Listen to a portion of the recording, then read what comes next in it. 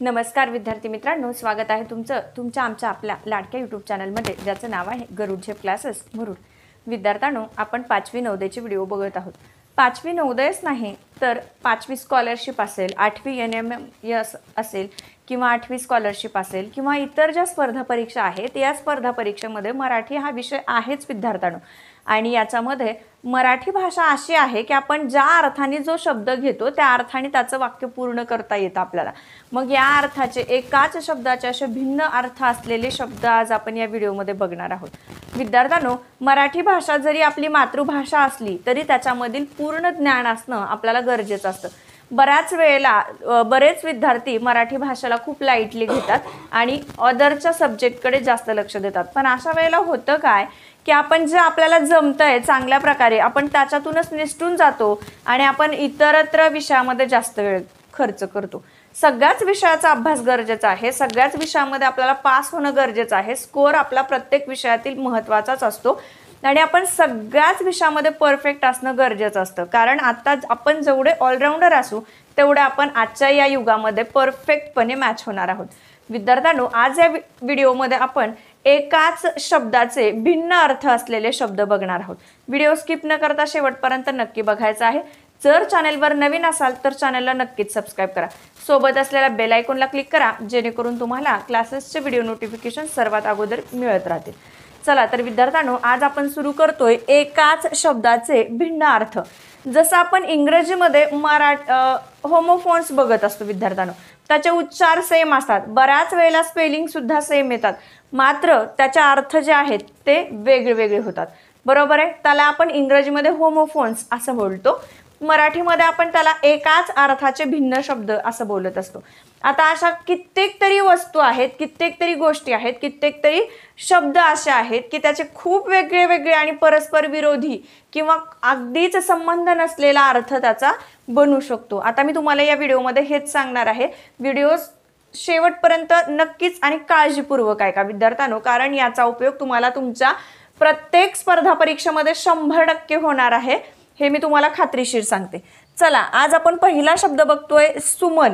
आता आपण सुमन म्हटलं की बऱ्याच विद्यार्थ्यांच्या मनामध्ये लक्षात येतं की सुमन म्हणजे एका मुलीचं नाव आहे किंवा एका व्यक्तीचं नाव आहे. बरोबर आहे. तर हे तर आहेच आहे, सुमन म्हणजे एका व्यक्तीचं नाव आहे, एका लेडीजचं नाव आहे. पण सुमन म्हणजे फूल, जे की आपण दररोज देवाच्या चरणी अर्पण करत असतो, ते फूल म्हणजे सुद्धा सुमन. आणि दुसरं आहे पवित्र मन. आपल्या मनामध्ये, चांगल्या मनामध्ये सुपीक विचार येणं म्हणजे सुमन. आलं लक्षात? सु म्हणजे चांगला. ठीक आहे. मग याला सुमनचे आपल्याला 2 ते 3 अर्थ बघायला मिळतात. एक आहे फूल, दुसरा आहे पवित्र मन आणि तिसरा आहे एका व्यक्तीचं नाव म्हणजेच सुमन. ठीक आहे. दुसरा शब्द आहे अंतर.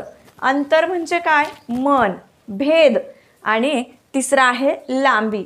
बरोबर आहे ना. आपण गणितामध्ये अंतर ज्यावेळेला घेतो त्यावेळेला ते लांबीवर आलेलं असतं, त्याचं एकक दिलेलं असतं.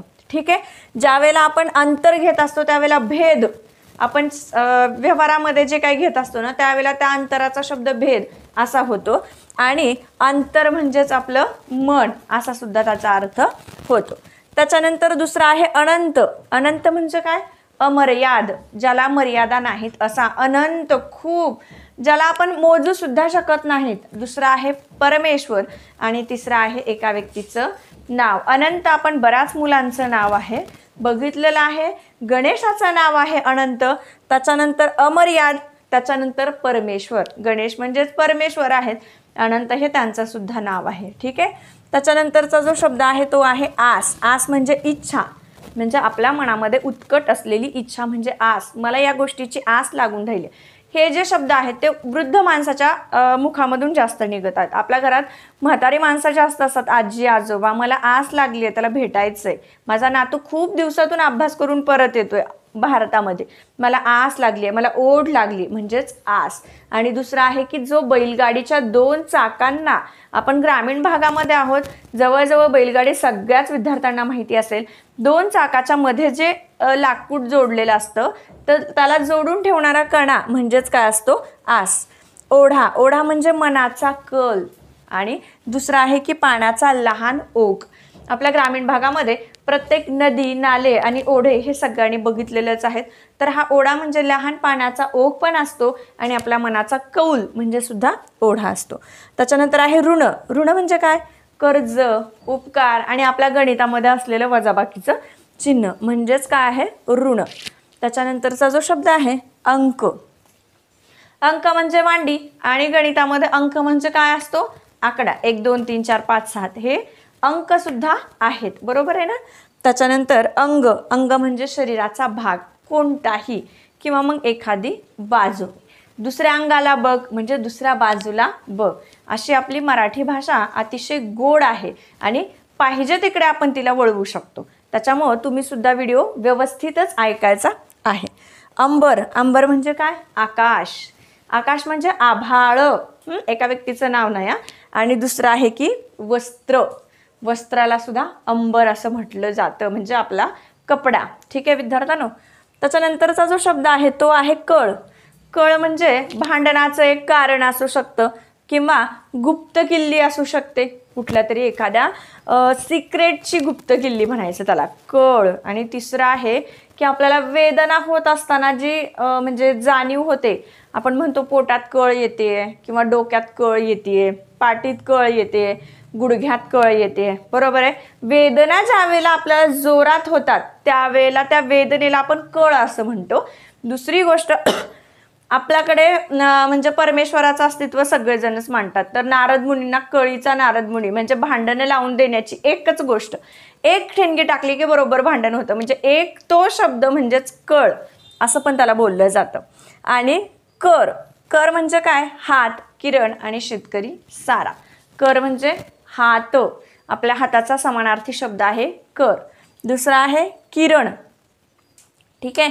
आणि तिसरा आहे सरकारी सारा म्हणजेच व्याज वगैरे आपण जे भरतो, कर आकारला जातो आपल्या म्हणजे GST सगळ्यावरच आहे बघा आता, तर तो कर असतो. ठीक आहे. म्हणजे भाडं थोडक्यात बोलायचं तर. नंतर आहे कर्ण. कर्ण म्हणजे काय? तर कान आपला. कर्ण म्हणजे काय? कान.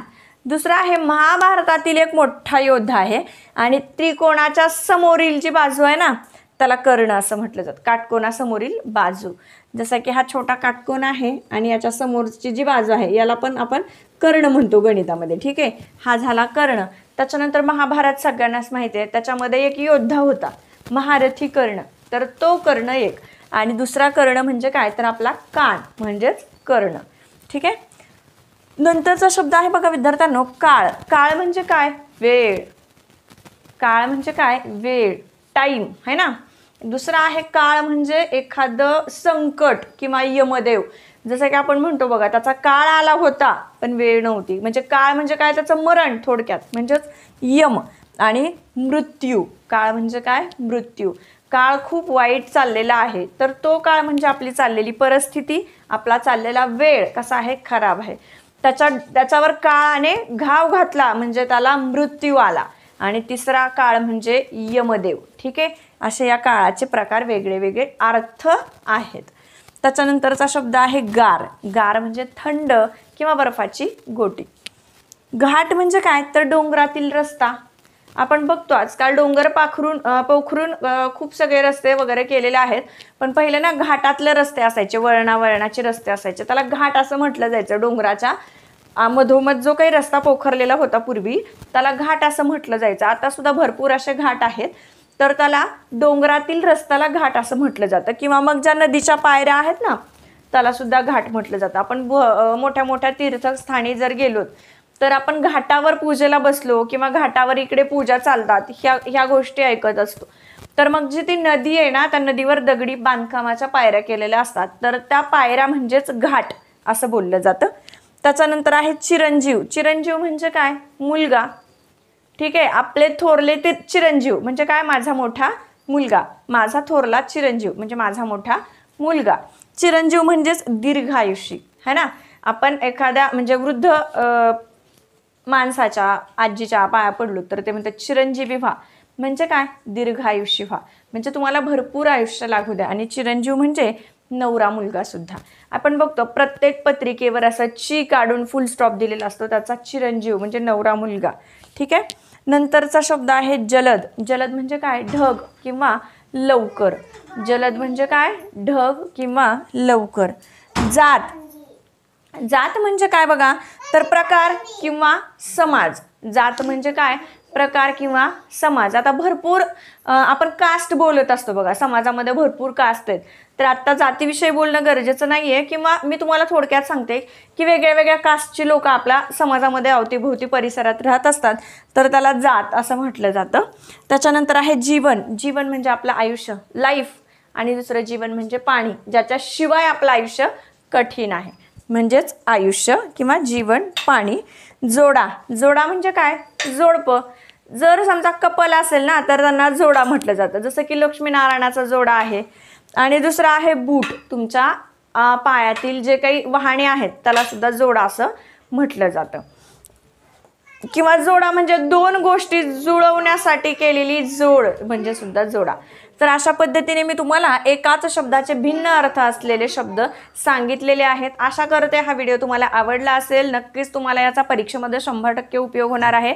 तर विद्यार्थ्यांनो, हा व्हिडिओ कसा वाटला आहे हे कमेंट्समध्ये मला नक्कीच सांगा. भेटूयात एका अशाच नवीन आणि सोप्या व्हिडिओसोबत. तोपर्यंत तुम्हा सगळ्यांना धन्यवाद.